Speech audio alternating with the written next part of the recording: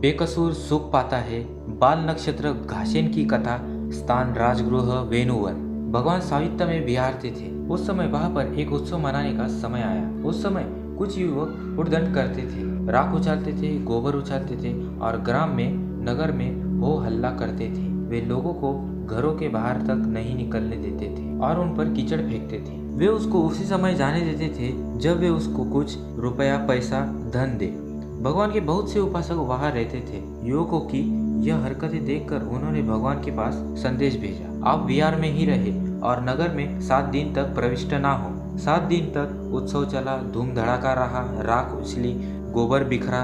इन 7 दिन उपासकों के द्वारा भिक्षुओं के लिए विहार में ही भोजन भेजने का प्रबंध किया गया था और उपासक भी अपने घरों में रहे थे। 8वें दिन जब उत्सव समाप्त हुआ, उपासकों के द्वारा भगवान बुद्ध और उनके भिक्षु संघ नगर में आमंत्रित हुआ भोजन दान के लिए, मंगल कल्याण के लिए।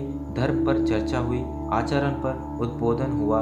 उपासकों ने भिक्षु संघ को महादान देकर कहा, बनते बहुत ही दुख पूर्वक हम लोगों के 7 दिन बीते। मूर्खा की गालियां सुनने वाले के कान फूटने के समान हो जाते थे। कोई किसी की लज्जा नहीं करता था। भगवान बोले, मूर्ख और अज्ञानी लोगों की प्रकृति होती है ऐसी हरकतें करना, व्यवहार करना, शर्म रहित होना।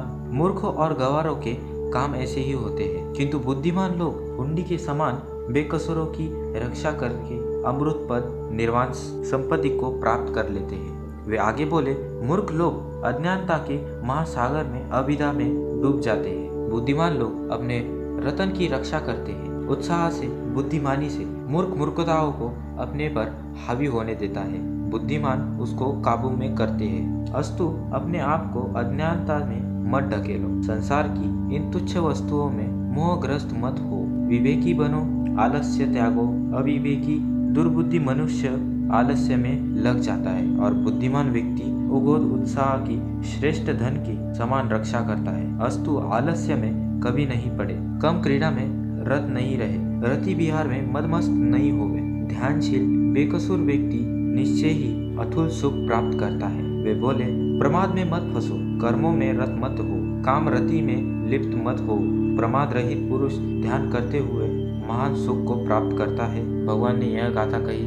आपको ये कहानी कैसी लगी दोस्तों, हमें कमेंट सेक्शन में ज़रूर बताएं। मिलते हैं नेक्स्ट वीडियो में। नमो बुद्धाय।